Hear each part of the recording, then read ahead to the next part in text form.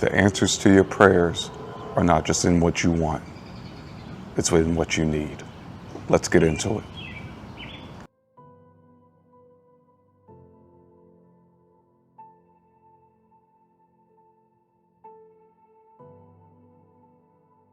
Welcome in, everyone.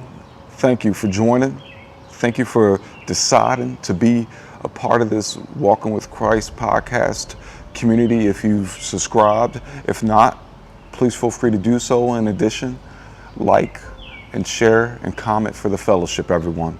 So in this Walking with Christ podcast, we're going to go into the second chapter of Jonah, which also correlates with the second part of this 4-part series in the walk through what Jonah experienced, what he was called to do. And in this podcast, we focus in on the prayer life that we should have with our Heavenly Father. You know, when Jonah was in the belly of the fish, his prayer life was so important. Him going to God in prayer was so important. But we know in life, for every one of you that are out there, that we may not necessarily get what we want out of our prayers with our Heavenly Father.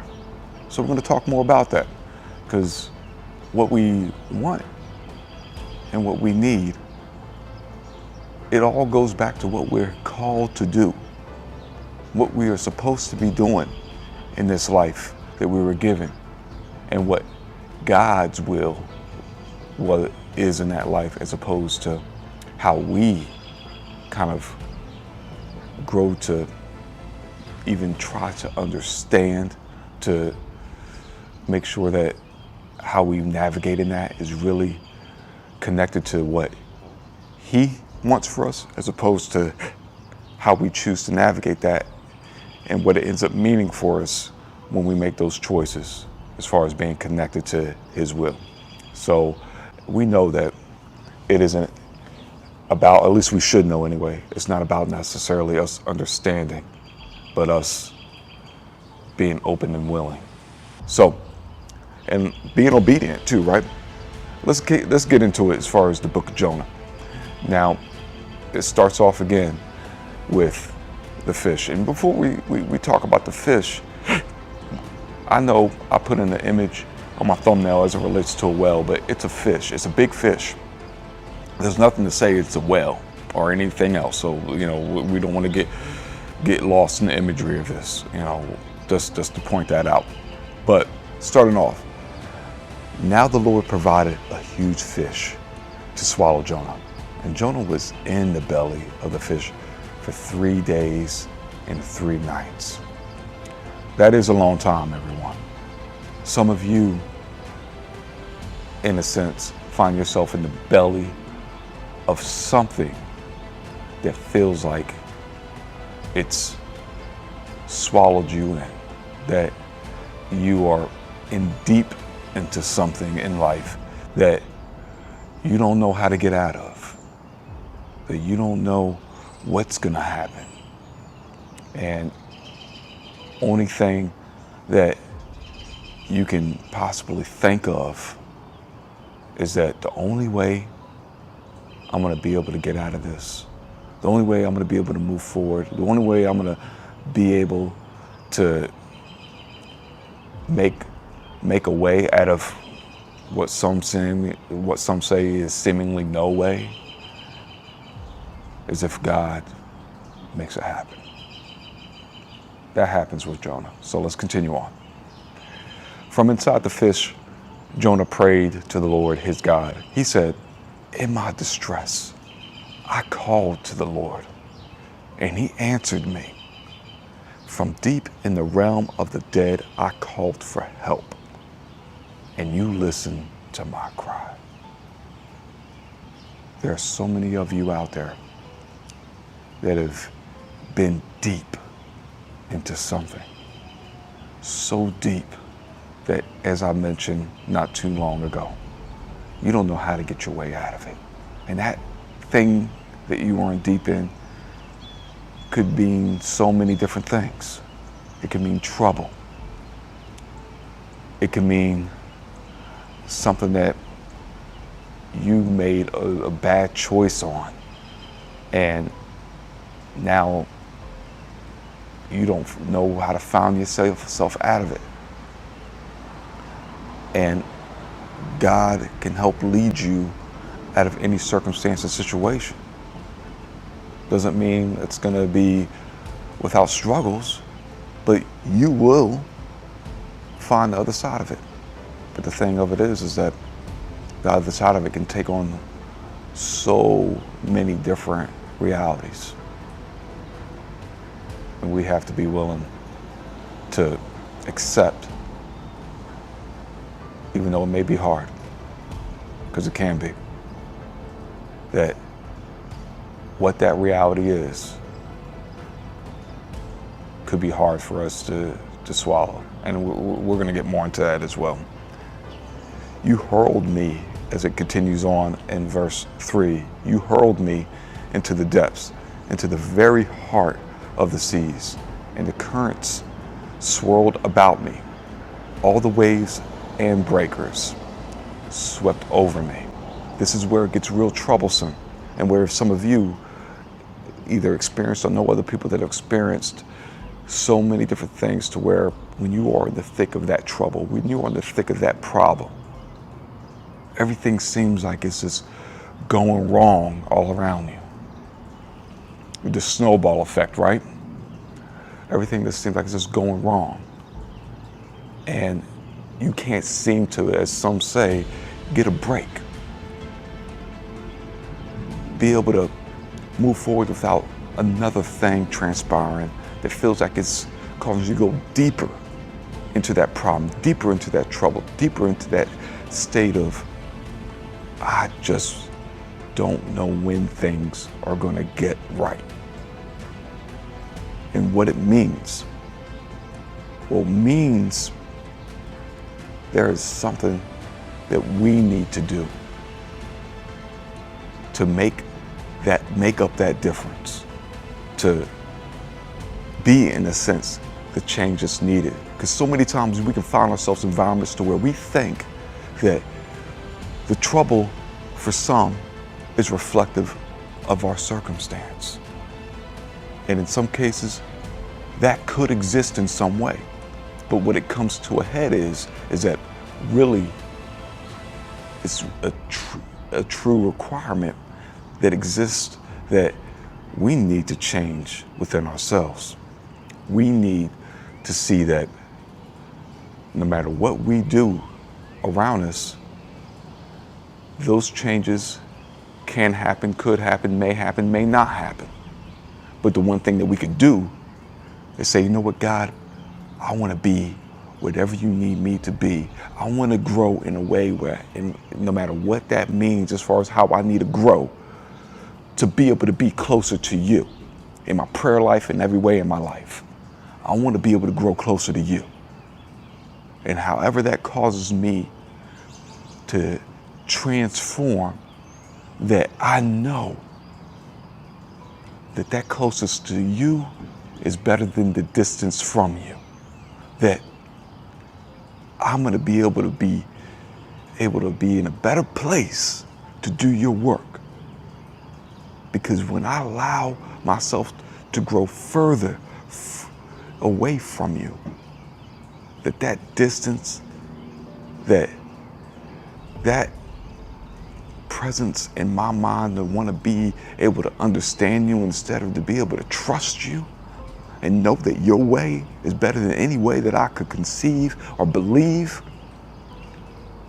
then I just want to make sure I'm in the right place, that I'm in your rightful place, growing in your ways to do your will. So let's continue on. Verse 4, I said, I have been banished from your sight, yet I will look again. I want to still be in your sight. I want to grow in your ways. Continuing on, yet I will look again, as it said, toward your holy temple. The engulfing waters threaten me. The deep surrounded me. The engulfing waters threatened me. The deep surrounded me. Seaweed was wrapped around my head. To the roots of the mountains, I sank down. The earth beneath me barred me in forever. But you, Lord my God, brought my life up from the pit. The pit. What do we mean by the pit? The pit can be, from an environmental standpoint, from a circumstantial standpoint, but the pit is really inside each and every one of us. The pit of despair, so to speak, right? And when we find ourselves in such a mental state of everything, as I mentioned earlier, is going wrong around us, we can be in that pit of despair. And it's important for us to be able to see him in our life so we can allow him to grow in our life.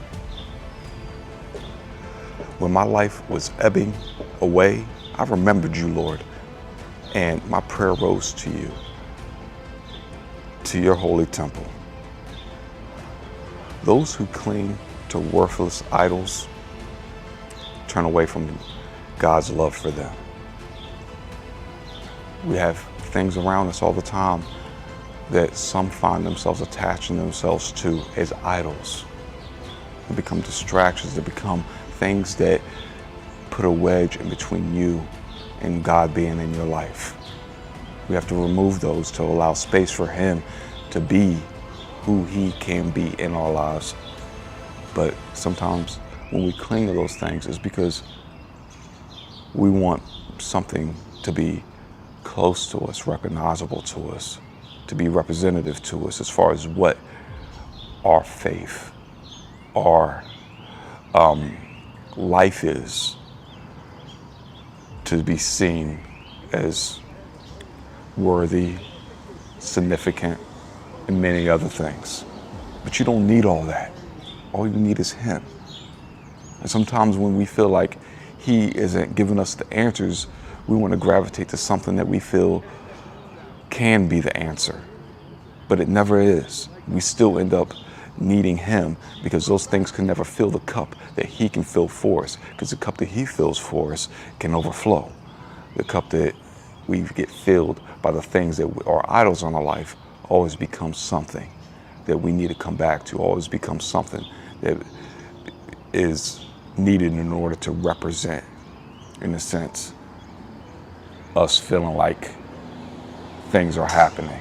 But the only thing that should matter is that he is happening in our lives. And that could be hard when you're putting something in between you and him.